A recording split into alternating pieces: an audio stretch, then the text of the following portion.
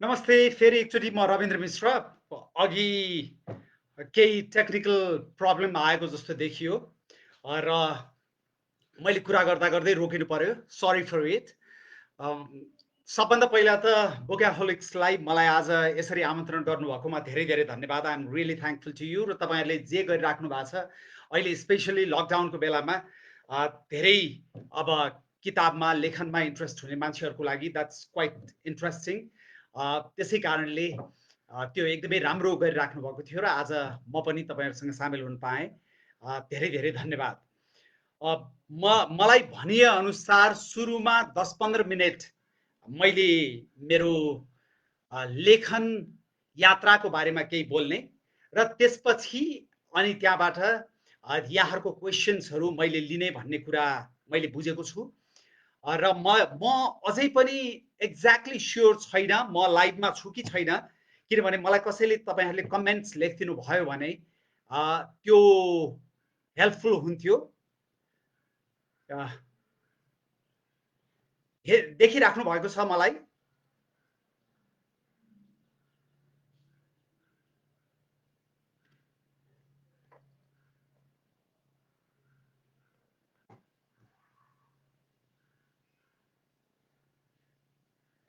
Thank you so much Smitaji. तपाईँले यस we can see and hear you भनेर भन्नुभयो। अब त्यो खुसी लाग्यो, त्यसै हुनाले धेरै धेरै धन्यवाद। एनिवे, मैले अघि भनेको सुनिहाल्नु भयो, तपाईँहरूलाई धन्यवाद भने। र म अब राइटिङ जर्नी भनेर भन्दाखेरि म बेसिकली आइएम अ जर्नलिस्ट र म अलिकति लेख्ने ओर्ने पनि गर्छु। त्यसै कारणले म अलिकति आफ्नो बारेमा बताउँछु र त्यसपछि चाहिँ तपाईँहरूको क्वेसन्स यहाँ साइडमा कमेन्ट्सहरू, जुन कमेन्ट बक्समा क्वेसन्सहरू आइराखेको छ त्यसपछि म क्वेसन्स लिउँला। मलाई केही कविता पनि सुनाउनु भनेको छ, त्यस हुनाले कविता पनि सुनाउँला। त्यसरी नै अगाडि बढ्छु। मेरो बारेमा भन्दाखेरि म अलिकति काठमाडौँमा जन्मिएको मान्छे हुँ, तर मेरो धेरै स्कुले शिक्षा चाहिँ डोटी र दार्चुलामा बित्यो, फार वेस्टमा। र म काठमाडौँ आएपछि म कलेजमा पढ्दादेखि नै अलिकति लेख्ने ओर्ने गर्थेँ, किनभने मेरो पारिवारिक पृष्ठभूमिले पनि सम्भवतः त्यसमा अलिकति मलाई प्रोत्साहित गर्यो होला, किनभने मेरो बुवा चाहिँ लेखक पनि हुनुहुन्थ्यो, कलाकार पनि हुनुहुन्थ्यो। उहाँ 2 वर्ष जति अगाडि बित्नुभयो र त्यो कला र साहित्यको पारिवारिक वातावरणमा हुर्केको बढेको हुनाले ममा अलिकति कला साहित्यप्रतिको मोह त थियो नै।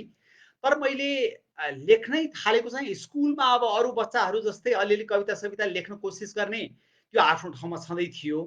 तर म कलेज लाइफ सुरु गरेपछि चाहिँ मैले अलिकति लेखन सुरु गरेको हुँ। त्यति बेला कहिलेकाहीँ कविता लेख्ने, कहिलेकाहीँ मुक्तक लेख्ने र कहिलेकाहीँ पत्र पत्रिकालाई फाटफुट्ट लेखहरू लेख्ने गर्थेँ। त्यसपछि म अलिकति बढी मैले मेरो रुचि भएको विषय चाहिँ कविता र निबन्ध थियो साहित्यमा। मैले जीवनमा एउटा कथा पनि लेखेको छैन, उपन्यासको त कुनै प्रयास पनि गरेको छैन। र कलेज पढ्दादेखि नै म निबन्ध र कविता चाहिँ अलिअलि कोसिस गर्थेँ भनौँ। र पछि मैले टियुमा इङ्ग्लिसमा मास्टर्स जोइन गरेँ र इङ्ग्लिसमा मास्टर्स जोइन गरेपछि स्वाभाविक रूपमा इङ्ग्लिस लिटरेचर त्यति बेला अलिकति पढियो र त्यति नै बेला हो मैले अलिकति गीत, कविता अङ्ग्रेजीमा नेपालीमा लेख्ने प्रयास गर्थेँ। र मास्टर्स सकिएपछि 1-2वटा फाटफुट्ट त्यति बेला प्रकाशित भएको थियो। त्यसपछि मैले पाकिस्तानमा पत्रकारिता पढ्ने स्कलरसिप पाएँ। म पाकिस्तान गएँ, लाहोर। र लाहोरमा पढ्दाखेरि मैले अलि धेरै कविता लेखेछु।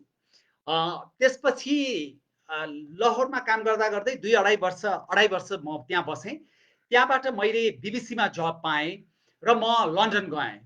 लन्डन गएपछि पनि धेरै लामो समय मैले कविता एउटा पनि लेखिन छु।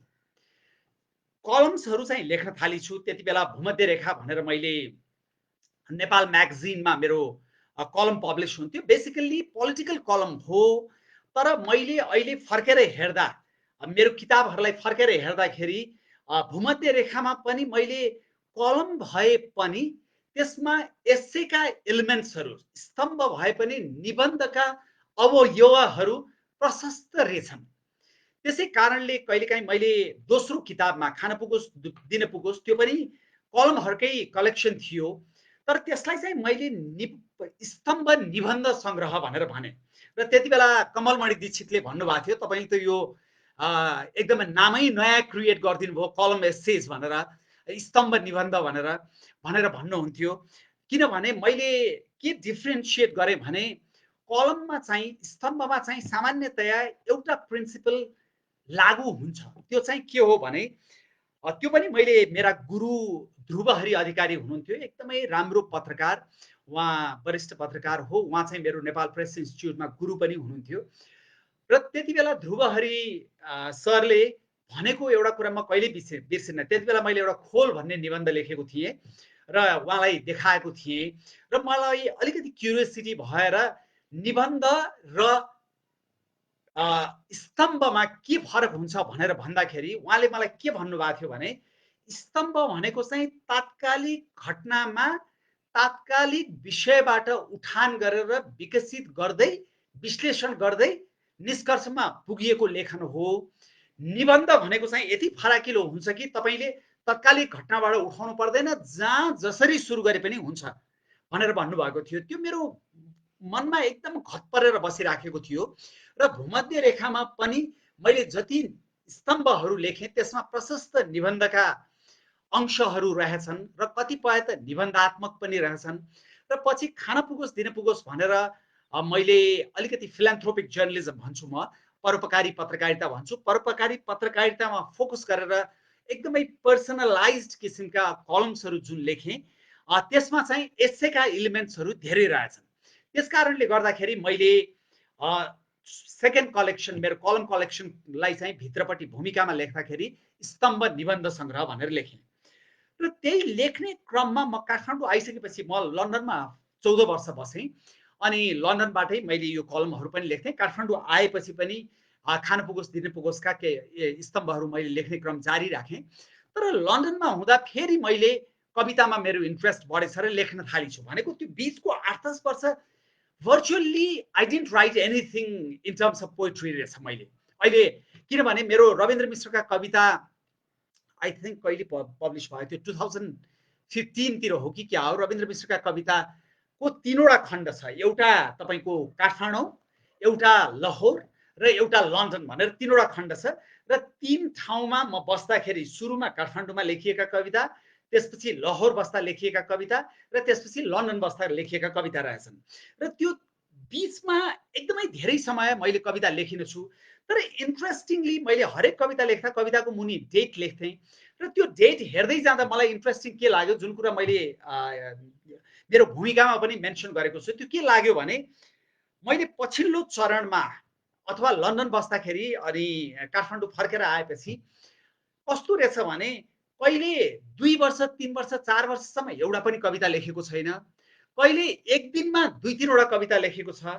र कुनै कुनै कविता त इन्ट्रेस्टिङली म अफिसमा बस्दा बस्दै मलाई आइडिया आएर गेस्ट रुममा गएर आधा घन्टाभित्र लेखेको कविता पनि रहेछ।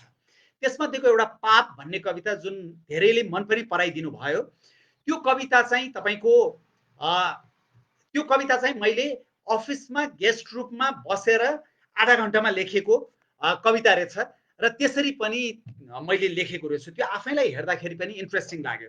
र 2015 मा कविता सङ्ग्रह छाप्ने बेलामा मेरो पहिलो भूमध्य रेखा फाइन प्रिन्टले छापेको, खान पुगोस् दिन पुगोस् नेपालले छापेको, र तेस्रो कविता सङ्ग्रह छाप्ने बेलामा हाम्रो फाइन प्रिन्टको अजित बरालजी र निरज भारीजीसँग कविताको बारेमा चर्चा भयो, छाप्ने कि कविता छाप्ने भन्ने बारेमा कुराकानी भयो। र कुराकानी हुँदा मलाई निरजजीले भनेको कुरा जुन मैले भूमिकामा पनि मेन्सन गरेको छु, त्यो के भन्नुभयो भने, होइन छाप्न त छाप्ने, तपाईँको कविता छाप्ने, तर कविता 500 भन्दा बढी बिक्दैन, बल्ल बल्ल बिक्यो भने 1000 बिक्छ, तर छाप्न चाहिँ छाप्ने भन्नुभयो। र त्यो कविता छापियो। तर fortunately I should consider myself fortunate, मेरो खान पुगोस् दिन पुगोस् पनि नन फिक्सनमा वान अफ द हाइएस्ट अलिक बढी नै बिक्री भएको किताब हो भनेर मलाई पब्लिसरले भन्नुहुन्छ। 25,000 भन्दा बढी बिकिसकेको र त्यसको त रोयल्टी नै पाइसकेको हुनाले त्यो पक्का नै हो। र त्यसै गरी कविता सङ्ग्रह पनि मैले धेरै 1 वर्ष जति अगाडि कुरा गर्दा 4,500 बिक्री भइसक्यो भन्नुहुन्थ्यो। सो अलिकति त्यो बिक्री भयो। त्यसरी मैले लेखेको किताबहरू चाहिँ त्यति नै हो। त्यसबाहेक मैले कलम राइटिङ चाहिँ पछि पनि कन्टिन्यू गरेँ र मेरो प्राइमेरी इन्ट्रेस्ट भनेको चाहिँ पोइट्री र एस्से नै हो। त्यसमा म कम्फर्टेबल पनि फिल गर्छु र मलाई अलिकति आनन्द पनि आउँछ लेख्दाखेरि। त्यसरी मैले लेख्ने गरेको छु र अहिले पनि म कहिलेकाहीँ मन लाग्दाखेरि कविता लेख्छु। कलम चाहिँ मैले अन्नपूर्ण पोस्टमा लेख्थेँ केही समय अगाडिसम्म, तर मैले त्यो म पोलिटिकल जर्नीमा प्रवेश गरेपछि कलम लेख्न छोडिदिएँ। मेरो लेखन त्यति नै हो र कविता चाहिँ मलाई जस्तो भुपी शेरचनको जस्तो कविता प्रत्येक बिहान चियाको कितलीसँगै एउटा सूर्य उदाउँछ, प्रत्येक साँझ रक्सीको बोतलसँगै एउटा सूर्य अस्ताउँछ भने जस्तो इट्स क्लियर, पावरफुल अनि त्यसले तपाईँको हार्ट माइन्ड दुइटै ग्राब गर्ने किसिमका कविताहरू चाहिँ मलाई मनपर्छ। क्षेत्र प्रताप अधिकारी त्यसै गरी मलाई एकदमै मनपर्छ। त्यस्ता किसिमका कविताहरू अलिकति मेरो बढी रुचिका कविताहरू हुन्। म असाध्यै इन्फ्लुएन्स पनि त्यस्तै किसिमको राइटिङबाट छु। जस्तो माया एन्जेलोको कविता मलाई एकदम मनपर्छ। लभ पोइम्सहरूमा पाब्लो नेरुदा अभियसली सबैलाई मनपर्ने नै भइहाल्यो। त्यसै गरी रुमी भन्नुहोस् अथवा रसियन एकजना कवि छन् आना अख्मातोभा, इङ्ग्लिस ट्रान्सलेसन मात्रै हो मैले पढेको त। त्यस्तो कविताहरू मनपर्छ र म कहिलेकाहीँ समय पाएको बेलामा पढ्छु। तर अहिले पछिल्लो चरणमा 2017 मा मैले बिबिसीको जब छोडेर म राजनीतिक पार्टी निर्माणमा लागेँ र राजनीतिमा फुल टाइम होमिएँ। त्यसपछि मलाई मेरो पढ्ने काम चाहिँ खालि म सिलेक्टिभ रिडिङ गर्छु आजकल चाहिँ। जस्तो राजनीतिमा मलाई कुनै बेला कन्स्टिट्युसनल इस्युजको बारेमा पढ्नुपर्छ, कुनै बेला पोलिटिकल थियोरीको बारेमा पढ्नुपर्छ, कुनै बेला कन्फ्लिक्टको बारेमा पढ्नुपर्छ, कुनै बेला अब डोमेस्टिक एनालिसिस पढ्नु पर्ला, कुनै बेला केमा पढ्नुपर्छ। सो मलाई जति बेला जे चाहियो त्यो पढ्छु। प्रपरली मैले एकदमै साहित्य नै पढ्ने भनेर पढ्न छोडेको निकै लामो समय भइसक्यो। तर कविता चाहिँ आई स्टिल इन्जोय। छोटो हुन्छ, सानो समयमा नै पढ्न सकिन्छ।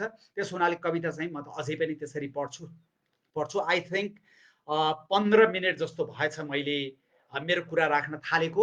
यसमा अपुग कुराहरू धेरै होलान्, त्यो म राख्दै जाउँला। त्यसो हुनाले यदि तपाईहरू क्वेसन सोधेर त्यो क्वेसन आन्सर गर्ने हो भने पनि आइ एम एब्सोल्युटली फाइन। त्योभन्दा अगाडि नै एक दुईवटा कविता सुन्ने हो भने पनि लेट मी नो। मैले यहाँ केही कविता, मेरो कविता सङ्ग्रह पनि मेरो छेउमा राखेको छु। त्यसपछि मैले पब्लिस नभएका एउटा तपाईको अलिकति पोलिटिकल खालको कविता, एउटा मलाई असाध्यै मन परेको आमा शीर्षकको कविता, अर्को एउटा लभ पोइम तिमी र म शीर्षकको, र अर्को एउटा अलिकति स्पिरिचुअल पोइम। चारवटा पोइम मैले पब्लिस नभएको भनेको यसमध्येको कुनै कुनै त मैले फेसबुकमा राखेको थिएँ जस्तो लाग्छ। चारवटा पोइम पनि मैले यहाँ प्रिन्ट गरेर राखेर बसेको छु। So whatever you want I will go with it. Thank you so much.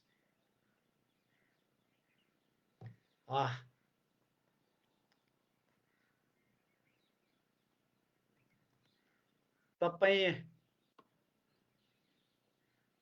सुनिएको छ, सुनिरहेको छु। यस वाचिङ। मलाई यहाँ लेखिदिनु भयो भने कविता सुनाउनुहोस् भनेर एकजनाले लेख्नु भएको छ, पहिलाबाट कविता सुनाउनुहोस् भनेर। सो कुन किसिमको कविता सुन्न चाहनुहुन्छ एकजनाले मलाई लेखिदिनुहोस्। Do you want to listen to a love poem or kind of political or spiritual? आमा कविता, या ओके।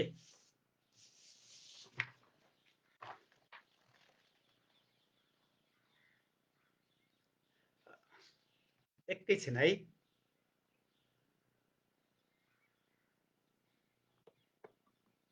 हस्, आमा नै भनेर रिक्वेस्ट छ, त्यस हुनाले म आमा कविता नै पढ्छु। यो कविताको शीर्षक आमा। आमा तिमीले पत्कर बालेर जगाइदिएको मेरो ज्योतिमा म आज सूर्य खोजिरहेछु, ताकि भोलि कुनै आमालाई पत्कर सोहोर्नु नपरोस्। आमा तिमीले पत्कर बालेर जगाइदिएको मेरो ज्योतिमा म आज सूर्य खोजिरहेछु, ताकि भोलि कुनै आमालाई पत्कर सोहोर्नु नपरोस्। आमा तिमीले फोक्सै सुकुन्जेल फुकेर भालेको दाउरामा म आज ऊर्जा खोजिरहेछु ताकि भोलि कुनै आमालाई ढुङ्ग्रो फुक्न नपरोस्। दिनभरि बारीमा मकै रोपेर बदाम गोडेर साग टिपेर मलिन शरीरले बिरामी हुँदा नि एक गाँस तातो पकाएको मैले बिर्सिएको छैन आमा। दिनभरि बारीमा मकै रोपेर बदाम गोडेर साग टिपेर गलित शरीरले बिरामी हुँदा नि एक घाँस तातो पकाएको मैले बिर्सिएको छैन आमा। आमा तिमीले कैयौं रात पीडा पिएर झारेको आँसुमा म आज खुसी खोजिरहेछु ताकि भोलि कुनै आमालाई पीडा पिउन नपरोस्। आमा तिमीले कैयौं रात पीडा पिएर झारेको आँसुमा म आज खुसी खोजिरहेछु ताकि भोलि कुनै आमालाई पीडा पिउन नपरोस्। तिमीले बिर्सियो होला आमा, तिमीले बिर्सियो होला आमा, बल्ल बल्ल ल्याएको 2 पाउ मासुको हाड हाड आफूलाई राखेर मासु मासु मलाई खुवाएकी। तिमीले बिर्सियो होला धोतीको फेरमा बाँधेर बचाएको 2 रुपैयाँबाट खुसुक्क 1 रुपैयाँ मलाई दिएकी।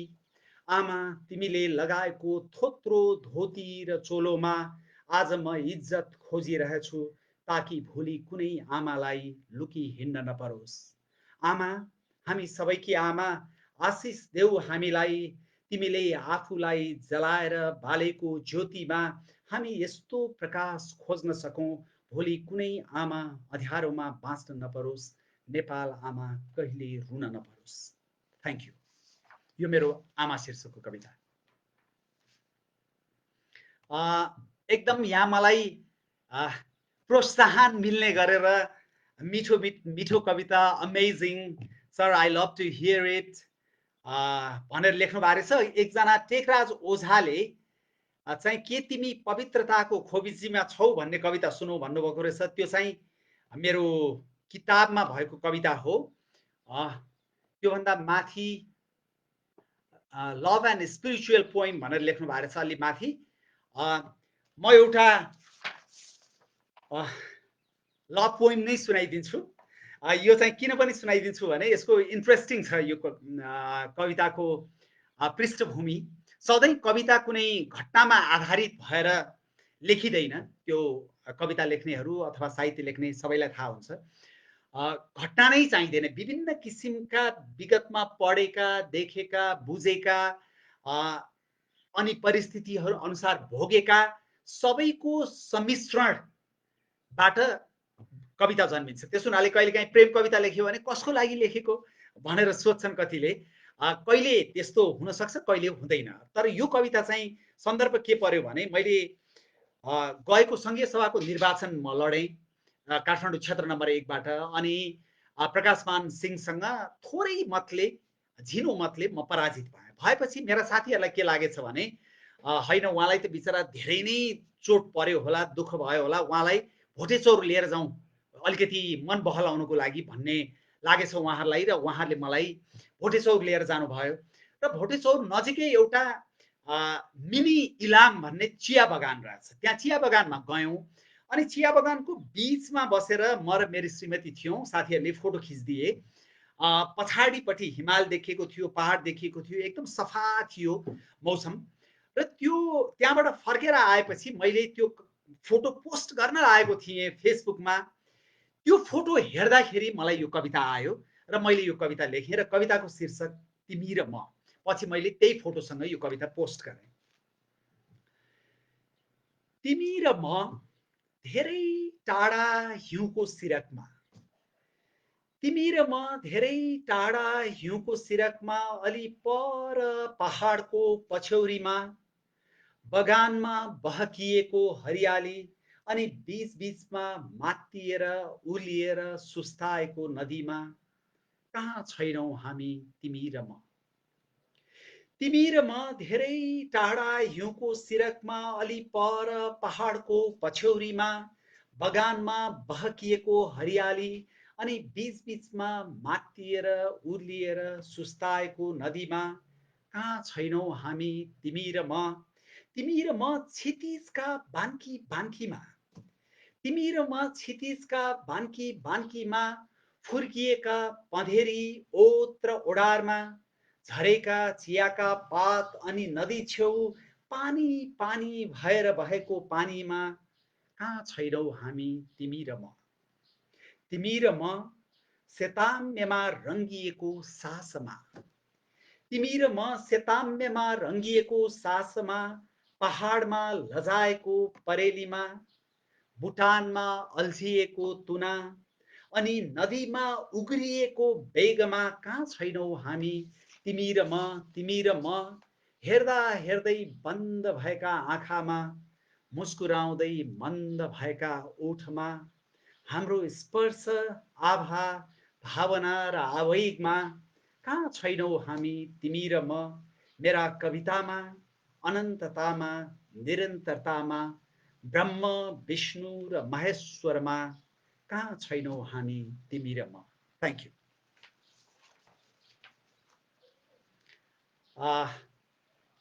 म तपाईहरुको कमेन्ट्स हेर्दैछु, त्यही कमेन्टको आधारमा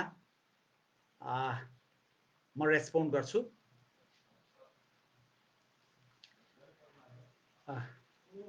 क्वेशन्स भन्दा पनि यहाँ खाली कविताको लागि मात्रै रिक्वेस्ट आएको रहेछ। एउटा चाहिँ स्पिरिचुअल पोइम भनेर आएको छ र क्वेशन छैन, त्यो कविताको मात्रै रिक्वेस्ट छ। त्यसो हुनाले म अलिकति त्यो स्पिरिचुअल खालको कविता म पढेर सुनाउँछु। यो चाहिँ यसको शीर्षक ईश्वर भन्दा अग्लो मान्छे। पर डाँडाको टुप्पोमा, पर डाँडाको टुप्पोमा मन्दिर छेक्ने ठुलो घर बनेछ। पाप र श्रापको समय चक्रले होला ईश्वर भन्दा मान्छे अग्लो भएछ। पर डाँडाको टुप्पोमा मन्दिर छेक्ने ठुलो घर बनेछ। पाप र श्रापको समय चक्रले होला ईश्वर भन्दा मान्छे अग्लो भएछ। मध्य शहरको बीचमा, मध्य शहरको बीचमा देउतै देउताको चोक छेक्ने विशाल मल बनेछ। मध्य शहरको बीचमा देउतै देउताको चोक छेक्ने विशाल मल बनेछ। इमान भन्दा पैसा पुज्ने युगमा ईश्वर भन्दा अर्थ ठुलो भएछ। इमान भन्दा पैसा पुज्ने युगमा ईश्वर भन्दा अर्थ ठुलो भएछ। पशुपतिको गौचरमा गाई होइन मान्छे चर्न थालेका छन्। पशुपतिको गौचरमा गाई होइन मान्छे चर्न थालेका छन्। नदी किनारमा आजभोलि धान होइन पैसा झुल्न थालेका छन्। मन्दिरमा टोयलेटको टायल टाँसेर पूजा गर्ने पुस्ता बन्यौं हामी। मन्दिरमा टोयलेटको टायल टाँसेर पूजा गर्ने पुस्ता बन्यौं हामी। मूर्तिमा गाईको दूध चढाएर मन्दिरै छेउ मैदान बस्ने पुस्ता बन्यौं हामी। देउतै देउताको बीचमा उभिएर मान्छे सफेद झुट बोल्ने भएछ। देउतै देउताको बीचमा उभिएर मान्छे सफेद झुट बोल्ने भएछ। सत्य हराएको युग भएर होला ऊ ईश्वरलाई लाटो आफूलाई बाठो देख्ने भएछ। पर डाँडाको टुप्पोमा मन्दिर छेक्ने ठुलो घर बनेछ। कलियुग भएरै त हुनुपर्छ ईश्वर भन्दा मान्छे अग्लो भएछ। Thank you.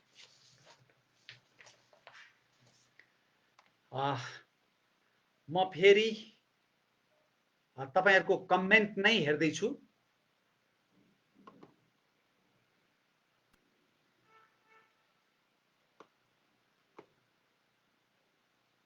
तपाईको कविता तपाईले थाल्नु भएको राजनीतिक यात्रा भन्दा कति फरक छ? के फरक रहेछ कविता र राजनीतिमा? भोजराज नेउपाने कविले नै मलाई त्यो प्रश्न सोध्नु भएछ। कविता यति सुन्दर छ, कविता यति भावनाले भरिपूर्ण छ। अझ म भन्दा तपाईहरु जस्ता कविले लेख्ने कविता कति गहिरो अर्थ बोकेको हुन्छ। त्यसमा सौन्दर्य छ, दर्शन छ, सबै छ। तर राजनीति धेरै सुक्खा छ।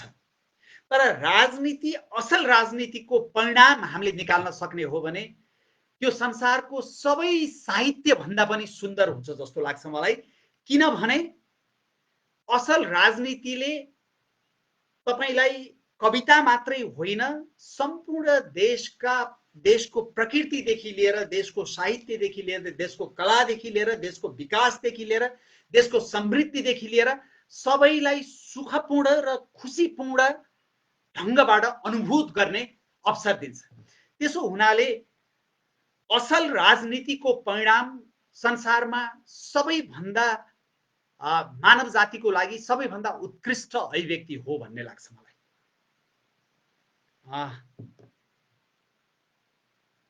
सर पाप त लाग्छ पनि सुनाउनुहोस् है। मेरो त्यो कहाँ गयो पाप कविता? अरू कवितैमा धेरै नै रुचि देखियो। धेरै कविता सुनाइसके, तर पनि अर्को एउटा प्रश्न चाहिँ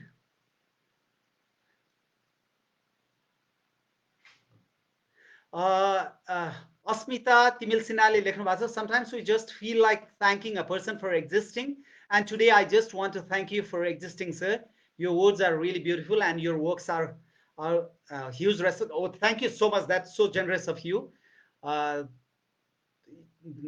mean, thank you so much for your kind words. What about to thank you for this? We need to have him talk on this. अरू कुरा एउटा प्रश्न चाहिँ, सर हजुर लन्डन हुँदा बीबीसी सम्मको यात्रा सुन्न मन छ भनेर भन्नुभएको रहेछ। मलाई I consider myself very fortunate to have worked in the BBC for so many years. र मैले धेरै कुरा सिकेँ। I'm not sure म जुन पृष्ठभूमिबाट हुर्किएँ बढेँ, म बीबीसी सम्म कसरी पुगेँ, त्यो मेरो अलिकति मेहनत, अलिकति मेरो भाग्यको कुरा हो। किनभने मैले अघि नै तपाईहरुलाई भने म काठमाडौँमा जन्मिए पनि डोटी र दार्चुलामा पढेको, र डोटी र दार्चुलामा पनि म लिटरली डेस्क बेन्च थिएन, स्कुलमा बसेर पढेको। र म चाहिँ त्यो स्कुलमा पढ्दाखेरि एकजना विद्यार्थीले एसएलसी पास गर्यो भने फुलमाला लगाएर बजार घुमाउँथे। सो म त्यो पृष्ठभूमिबाट जसरी म पढ्दै र काम गर्दै म बीबीसी सम्म पुगेँ र आज जहाँ छु, म आफूलाई असाध्यै फर्चुनेट सम्झिन्छु। र लन्डनमा म पाकिस्तानमा हुँदाखेरि मैले के रिपोर्टिङहरू गरेको थिएँ बीबीसीलाई। पछि मेरो एउटा जाँच लिएर मलाई 6 महिनाको लागि लन्डन काम गर्न बोलाइयो। त्यसपछि 3 महिना पछि नै मैले 2 इयर्सको कन्ट्र्याक्ट पाएँ। र 2 इयर्सको कन्ट्र्याक्ट पाएपछि that kept on rolling on. र मैले चाहिँ त्यहाँ काम गर्दै गएँ। पछि बीबीसी वर्ल्ड सर्भिसपट्टि काम गरेँ। अनि because I always wanted to come back to Nepal, म पछि नेपाली सर्भिसमा फर्किएँ as the head of the Nepali service, because I got that job. र बिचमा म एक वर्ष सब्याटिकल लिएर, करियर ब्रेक लिएर इन्टरनेसनल पोलिटिक्समा मास्टर्स गर्न गएँ लन्डन युनिभर्सिटीमा, स्वासमा। र म चाहिँ लन्डनमा तपाईँको त्यसरी बीबीसीसँग एसोसिएटेड हुन पुगेँ। र पछि नेपाल फर्किएपछि पनि I continued working with the BBC for about from 2009 to 2017। अनि त्यसपछि चाहिँ मैले रिजाइन गरेँ। सो मेरो बीबीसीको यात्रा छोटकरीमा भन्दा त्यति नै हो। अब त्यो भूपेन्द्रजी अर्को मैले असाध्यै श्रद्धा गर्ने हुन त यहाँ धेरै साथीहरूको आइराखेको छ। कवि पनि, गीतकार पनि, साहित्यिक कमेन्टेटर पनि। उहाँले भ्रष्टाचारी जेल्नी परेन, किरानी परेन, बरु आजकल केटाकेटीले केरा दिन थाले है सर भनेर लेख्नु भएको रहेछ। That's I mean interesting comment. एकचोटि अब पाप भन्ने कविता सुनाउ त म।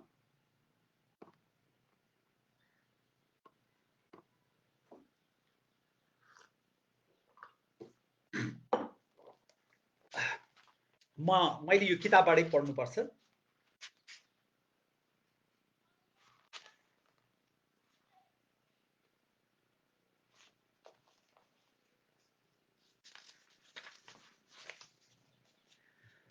हस्, मैले पाप भन्ने कविता, पाप शीर्षकको कविता पढ्न लागेँ। कविताको शीर्षक पाप। हेर, पाप त एक दिन लाग्छ। हेर, पाप त एक दिन लाग्छ कि आज लाग्छ कि भोलि लाग्छ। देखेनौ तिमीले, उहिले देउता चोर्नेहरूलाई अहिले श्राप लागेको छ। हेर, पाप त एक दिन लाग्छ कि आज लाग्छ कि भोलि लाग्छ। देखेनौ तिमीले, उहिले देउता चोर्नेहरूलाई अहिले श्राप लागेको छ। भन्लाउ, पाप लाग्ने भए ऊ त्यो दुर्गन्धित पैसाले सुन्निएको घरमा किन चट्याङ परेन? भन्लाउ, पाप लाग्ने भए ऊ त्यो दुर्गन्धित पैसाले सुन्निएको घरमा किन चट्याङ परेन? भन्लाउ, ऊ त्यो अलकत्रा खाने गोरुको भुँडी प्याट्ट किन फुटेन? के पाप कलेजको परीक्षा हो र तुरुन्तै पास वा फेल हुने? त्यो पनि हुन सक्छ, नहोला नै भन्ने त छैन। तर पाप धेरै वर्षपछि बुढेसकालमा दिन रात ऐया र आथु भन्दै आउन सक्छ। गु र मुतको आहालमा लतपतिएर आउन सक्छ। छोराछोरी नाति नातिनाको लास भएर आउन सक्छ। भन्लाउ, तिनको के दोष छ? तर पाप धेरै वर्षपछि बुढेसकालमा दिन रात ऐया र आथु भन्दै आउन सक्छ। गु र मुतको आहालमा लतपतिएर आउन सक्छ। छोराछोरी नाति नातिनाको लास भएर आउन सक्छ। भन्लाउ, तिनको के दोष छ? हो, एक दिन जानु नै थियो, ती त गए, तिनको स्वर्गको वास हुन्छ।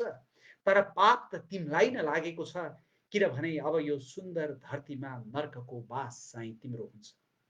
हेर, पाप त एक दिन लाग्छ। हेर, पाप त एक दिन लाग्छ। भन्लाउ, लाखपत्ती बालेको छु, चार धाम गएको छु, मन्दिर बनाएको छु, हिरा जुहार चढाएको छु, गङ्गामा नुहाएको छु।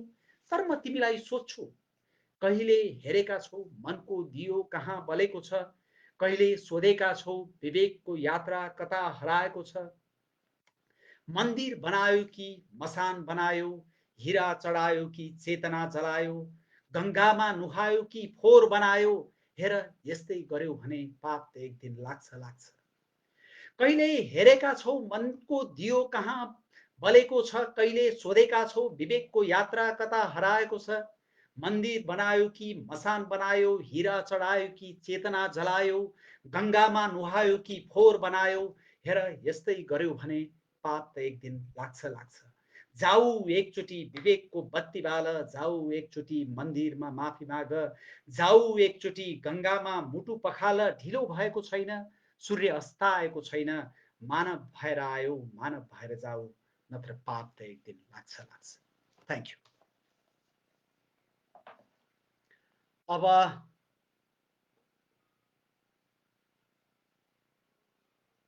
यहाँ धेरै कमेन्ट्सहरू आएको रहेछ।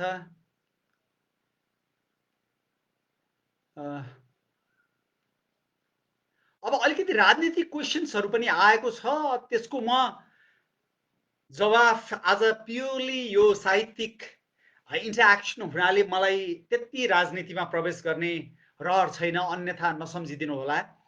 किनभने त्यो फेरि नेभर एन्डिङ होला, अलिकति उचित पनि नहोला। त्यसै हुनाले म अलिकति साहित्यिकै कुरा गर्छु।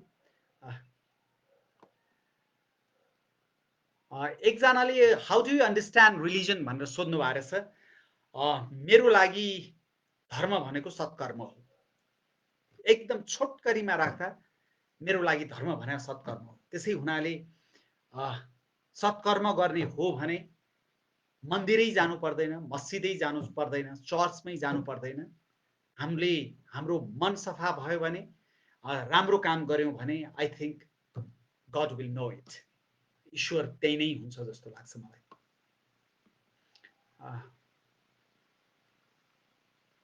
अरू खाली कविता भेरी डिप, मार्मिक, अति सान्दर्भिक, तपाईँ कवि पनि भन्ने थाहा थिएन भन्ने किसिमका कमेन्ट्सहरू छन्। सबैलाई धेरै धेरै धन्यवाद। मलाई अरू यही सम्बन्धी अरू कुनै प्रश्न छ भने सोधिदिनुहोस्, अथवा अरू कुनै कविताको हामी फरमाइस गीत सुन्थ्यौँ पहिला रेडियो नेपालमा। त्यसो हुनाले त्यस्तो कुनै छ भने त्यो पनि भन्नुभयो हुन्छ।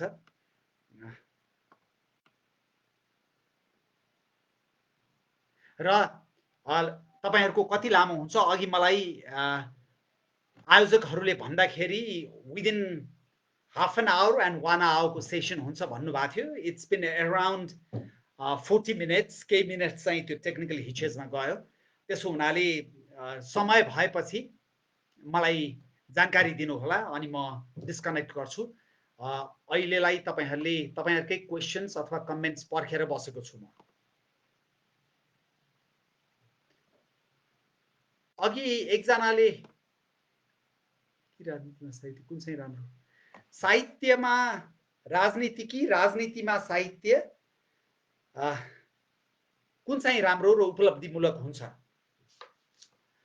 साहित्यमा राजनीति पनि हुन्छ, राजनीतिमा साहित्य पनि हुन्छ भन्नलाई मान्छेहरूले साहित्यलाई राजनीतिबाट छुट्याएर लेखिएका छन् भनेर बीपी कोइरालादेखि धेरैको उदाहरण दिने नगरीको होइन। तर म जहिले पनि मेरो बुवा, मैले अघि भने जस्तै उहाँ कलाकार र साहित्यकार हुनुहुन्थ्यो, उहाँले एउटा वाक्य भनेको म कहिले बिर्सिन्न, मेरी श्रीमती रमलाले बौद्धबाट किनेर लिएर आएको सागको पातमा पनि राजनीति हुन्छ भनेर भन्नुहुन्थ्यो। र मलाई के लाग्छ भने साहित्यसँग राजनीति एकदमै घनिष्ठ रूपमा जोडिएको छ र राजनीतिसँग साहित्य जोडिएको छ। तपाईलाई म एउटा उदाहरण दिउँ। संसारमा नोबेल प्राइज, लिटरेचरको लागि नोबेल प्राइज पाउने अधिकांश राइटर्सहरू किन विकसित देशका हुन्छन्? किन हुन्छन् भने त्यहाँको समाजले उनीहरूलाई सृजनात्मक हुनको लागि जुन वातावरण दिएको हुन्छ, त्यहाँको शिक्षाले उनीहरूलाई जसरी सृजनात्मक हुन सिकाएको हुन्छ, त्यो प्रत्यक्ष रूपमा त्यहाँको राजनीतिको स्तरसँग जोडिएको छ। तर कहिलेकाहीँ हिलोमा कमल फुल्छ भनेको जस्तो अन्य ठाउँहरूमा हिलोमा पनि कमल नफुल्ने होइन। तर आम रूपमा हेर्दाखेरि कुनै पनि देशको विकास भनेको त्यो पूर्वाधार अथवा भौतिक विकास मात्रै हुँदैन, एउटा विकास मात्रै स्वाट्टै अगाडि जाँदैन।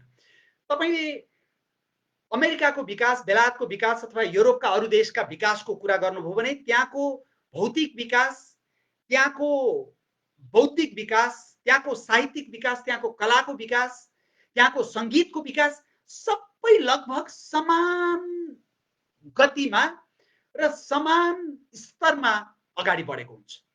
अब अविकसित देशको चाहिँ के हुन्छ?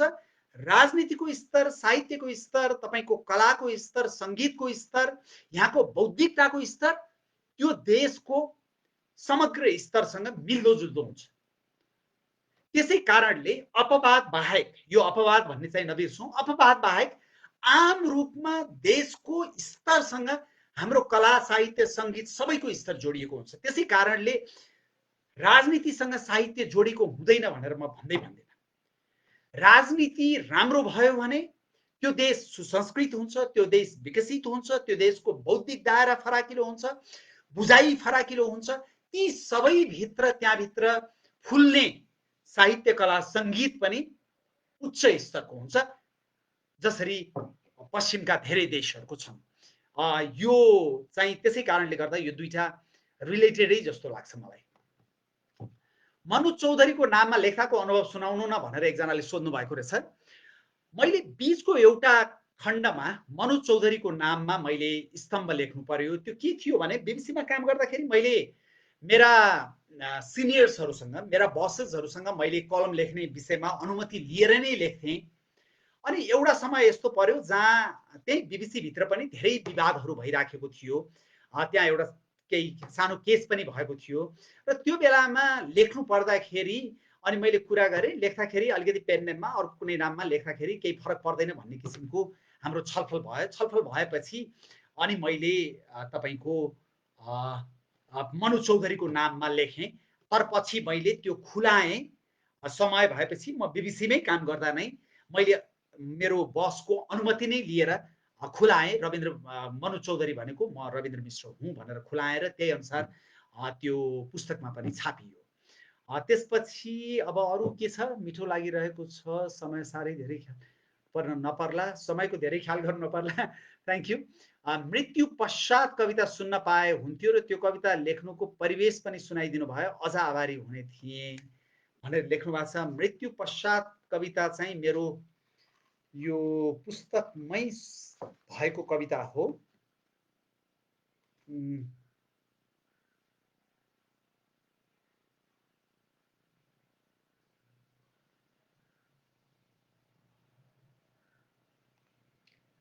म खोज्दैछु है।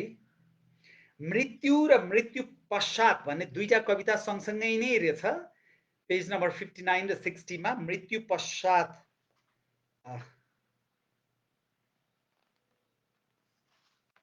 हस्, यो धेरै लामो पनि रहन्छ, त्यसो हुनाले म सुनाइदिन्छु। यो कविताको शीर्षक मृत्यु पश्चात। मलाई थाहा छ तिमी हलुकासँग मेरो अस्तु बगाएर लाने नदी जस्तै रुनेछौ। मलाई थाहा छ तिमी हलुकासँग मेरो अस्तु बगाएर लाने नदी जस्तै रुनेछौ। कैयौं दिनसम्म तिमी मेरो शून्यतातर्फको यात्रामा शोकाकुल हुनेछौ। परम्पराले तिम्रा रङ्गहरू धुजा धुजा र सौन्दर्य टुक्रा टुक्रा पार्नेछ। तर प्रिय, यदि तिमीले तिम्रो सदाबहार रंग र मुस्कानका साथ विधातालाई स्वीकारिदियो र एउटा घुमेको जीवनको ठाउँमा रक्ताम्य पहाडका अँध्यारा झुपडीमा निसहाय बाँचिरहेको कुनै अर्को जीवनमा खुसी भरिदियो भने मेरो आत्माले चिर शान्ति पाउनेछ। अब यो कविता लेख्नुको परिवेश चाहिँ सम्भवतः मेरो लामो समय मैले परोपकारी गतिविधिमा बिताएँ। मैले व्यावहारिक परोपकार भन्ने गर्छु, practical philanthropy. Help Nepal network, $1 month fund for Nepal भनेर म लन्डन बस्दै म र लाइक माइन्डेड फ्रेन्ड्सहरू भएर हामीले सुरु गऱ्यौँ। र त्यसको उद्देश्य नेपालको लागि नेपालीलाई गर्ने, इन्करेज गर्ने, विदेशीहरूबाट लिने होइन, नेपाली मिलेर काम गर्ने भन्ने थियो। म त्यसो हुनाले परोपकारी गतिविधिमा असाध्यै गहिरोसँग इन्भल्भ भएँ लामो समयसम्म। मेरो 3वटा किताबको रोयल्टी पनि चितवनको चेपाङहरूको लागि जाने गरेको छ। यो 3वटा किताबको त्यो भावना भएको व्यक्ति हुनाले मैले मेरो स्तम्भमा पनि लेखेको छु, मान्छेको मृत्यु भनेको कुनै पनि बेला आउन सक्छ, हु नोज। र म बितेपछि मेरो बारेमा पत्रिकामा संवेदना छाप्ने, अनावश्यक खर्च गर्ने यस्ता कुनै पनि काम नहोस् र त्यसरी हुने खर्चहरू चाहिँ परोपकारी काममा प्रयोग गरियोस् भनेर मैले कुनै ठाउँमा मेरो स्तम्भ निबन्धमा पनि लेखेको छु र यो कविताको भाव पनि त्यही हो। त्यसै हुनाले मृत्यु पश्चात त्यसलाई स्वाभाविक रूपमा स्वीकारेर त्यो खुसी कायम राखेर मलाई गरिन सक्ने खर्च कुनै एउटा दूर दराजको कुनै असहायको लागि गरिदियो भने म खुसी हुनेछु भनेर मैले लेखेको छु। त्यति नै हो त्यसको सार।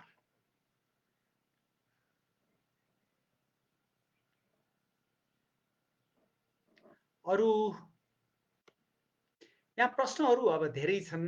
लिटरेचर र थिएटरमा हामी साउथ एसियामा कहाँ छौँ दाइ भनेर सोध्नु भएको रहेछ। अब म आर्ट कमेन्टेटर होइन र म त्यस्तो वाइडली रेड साहित्यकार पनि होइन। त्यसै कारणले मैले कमेन्ट गर्नु त्यति उपयुक्त नहोला यो विषयमा। तर मैले पाकिस्तान बस्दा, नेपाल बस्दा र भारतको बारेमा स्वाभाविक रूपमा हामी अलिकति ज्ञान राख्छौँ। त्यसलाई हेर्दाखेरि तपाईको थिएटर एकदमै पावरफुल भएर आइराखेको म पाउँछु र लिटरेचर चाहिँ पछिल्लो चरणमा हाम्रा केही पुराना लिटरेचरहरू पनि एकदमै पावरफुल भएर गइराखेको पाउँछु। तर त्यो पावरफुल लिटरेचरलाई पावरफुल्ली ट्रान्सलेसन भएर विश्व बजारमा चाहिँ अझै पर्याप्त मात्रामा गइसकेको स्थिति चाहिँ हो जस्तो मलाई लाग्दैन। पोस्ट मोर्टल मेडिटेसन, मृत्यु पश्चात भन्ने कविता भनेर यहाँ लेख्नु भएको रहेछ। Thank you very much. तपाईहरुको कमेन्ट सबै सकारात्मक छ। सकारात्मकताले सकारात्मकै ऊर्जा दिन्छ, नकारात्मकताले नकारात्मकै भाइब्स फैलाउँछ। त्यसो हुनाले म यो पावर अफ पोजिटिभ थिङ्किङमा असाध्यै विश्वास गर्ने मान्छे हुँ। किनभने सामान्यतया हाम्रो समाज कस्तो छ भने तपाईँको टोलमा कसैको नराम्रो भयो भने हत्तपत्त हामी फोन टिपेर फलानुको त यस्तो भएछ नि सुन्यौ भनेर अर्कोलाई भन्न हतारिन्छौँ। तर त्यही ठाउँमा राम्रो भयो भने चाहिँ फलानुको त यस्तो राम्रो भएछ नि भनेर बिरलै फोन गरेर भन्ने गर्छौँ। त्यसै हुनाले त्यो समाजमा हामी बिहान उठेदेखि मिडियामा जे सुन्छौँ त्यो most of the time it's negative, किनभने bad news is good news भनिन्छ।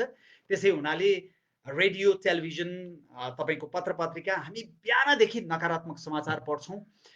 त्यसै भएर मैले एउटा पोइन्टमा फिलान्थ्रोपिक जर्नलिजम भनेर पोजिटिभ जर्नलिजमलाई प्रमोट गर्नुपर्छ भनेर नै त्यो खान पुगोस् दिन पुगोसका कलम मेसेजहरू लेखेको हो। समाचार जहिले पनि नकारात्मक हुनुपर्छ भन्ने छैन। त्यो नकारात्मक यति धेरै नकारात्मकता समाजमा फैलिएको बेलामा कैयौँ हाम्रा आँखाभन्दा बाहिर सकारात्मक कामहरू भइराखेको हुन्छ। जस्तो दाङमा जसले 10औं बिघा जमिन महेन्द्र संस्कृत विश्वविद्यालयलाई दान गर्नुभयो, उहाँ चाहिँ अन्त्यमा एउटा डेरामा उहाँको देहान्त भयो। उहाँको बारेमा हामीलाई थाहा नै छैन। अथवा मकवानपुरमा मानव सेवा आश्रम स्थापना गरेर एकजना 27-28 वर्षको युवाले आज देशभरि झन्डै 1200-1400 अपाङ्गता भएका, बलात्कृत भएका, मानसिक सन्तुलन गुमाएका असहाय वृद्ध बालकहरूलाई जसरी सुन्दर ढङ्गबाट एकदमै घरको न्यानो दिएर सफा सुग्घर तरिकाबाट राख्नु भएको छ रामजी अधिकारी। उहाँको बारेमा हामीलाई थाहा छैन। And unfortunately that doesn't make news. यो काठमाडौँ खाल्डोभित्र भएका केही परोपकारी गतिविधिको बारेमा चाहिँ हामी समाचार बनाउँछौँ, किनभने यो काठमाडौँ खाल्डोमा सबैको आँखा पर्छ। तर जिल्ला जिल्लामा यति राम्रा कामहरू भएको छन्, हाम्रो आँखा पर्दैन। त्यसै कारणले म एकदमै यो सकारात्मकतालाई प्रवर्धन गर्नुपर्छ भन्ने सोचाइ राख्छु र त्यसले आत्मशान्ति पनि दिन्छ, सन्तुष्टि पनि दिन्छ, स्वाभिमान पनि दिन्छ, धेरै कुरालाई सघाउँदो रहेछ जस्तो लाग्छ। सरको साहित्यको झुकाव र लेखनमा मनोजबाबु मिश्र बुवाबाट कतिको प्रेरित र प्रभावित हुनुभएको छ भनेर सोध्नु भएको छ। मेरो बुवा Manojbabu Mishra, he was trained as an artist. र तपाईँहरूलाई इन्ट्रेस्टिङ लाग्ला, मेरो बुवा चाहिँ when he was 13 and when my uncle was just 8 years old, 7 senior members of the family died within 1.5 years. र उहाँहरू चाहिँ अर्फन हुनुभयो, उहाँहरू अनाथ हुनुभयो। मेरो बुवा 6 क्लासमा पढ्नुहुन्थ्यो, मेरो काका 4 क्लासमा पढ्नुहुन्थ्यो त्यति बेलाको दरबार हाई स्कुलमा, र उहाँहरू दुवैको स्कुल छुट्यो। दुवैजना स्कुल नै नगइकन उहाँहरूले घरमा उहाँको बायोग्राफी दुवैमा लेख्नु भएको छ। उहाँले एक ठाउँमा लेख्नु भएको छ, हामीसँग जग्गा जमिन प्रशस्तै थियो तर रोपेर खानदिने मान्छे कोही थिएन, माटो खान हुँदैन थियो। त्यसै हुनाले म र मेरो सानो भाइ धेरै रात भोकै सुतेका छौँ भनेर लेख्नु भएको छ। त्यस्तो किसिमबाट उहाँ हुर्किनु भयो र 24 वर्षको उमेरमा उहाँले एसएलसी पास गर्नुभयो। 24 वर्षको उमेरमा एसएलसी पास गर्ने बित्तिकै he was very talented in arts. उहाँले तुरुन्तै पाकिस्तानमा फाइन आर्ट्स पढ्ने स्कलरसिप पाउनु भयो र पाकिस्तान जानुभयो। मेरो अङ्कलले चाहिँ यतै मेहनत गरेर उहाँ नेपाल सरकारको माथिल्लै लेभलमा पुगेर रिटायर हुनुभयो। अनि मेरो बुवा चाहिँ आर्ट पढेर फर्किनु भयो। उहाँ अब आर्ट त उहाँको मेन प्रोफेसन भइहाल्यो, तर उहाँको झन्डै 1.5 डजन 18वटा जस्तो 18-20वटा पुस्तकहरू पनि छ। 6वटा चाहिँ निबन्ध सङ्ग्रह छ, र त्यो निबन्ध सङ्ग्रहबाट हाम्रो साहित्यकार अमर नेउपानेले सिलेक्टेड एसेज अफ मनोजबाबु मिश्रका छानिएका निबन्ध भनेर फाइन प्रिन्टले मेरो बुवाको 2nd वार्षिकीमा जुन अगस्तमा छ त्यसमा पब्लिस गर्ने प्लान गरिराखेको थियो। सबै कुरा तयार भइसकेको थियो, यो कोरोनाले गर्दाखेरि त्यो तलमाथि परिराखेको छ। त्यो चाहिँ मेरो बुवाको बारेको कुरा हो, र मेरो बुवाबाट म असाध्यै नै इन्फ्लुएन्स छु लेखनमा पनि, र मेरो सौन्दर्य चेतमा पनि मेरो बुवाको ठुलो प्रभाव छ जस्तो लाग्छ मलाई। असाध्यै नै इन्फ्लुएन्स छु म। Thank you.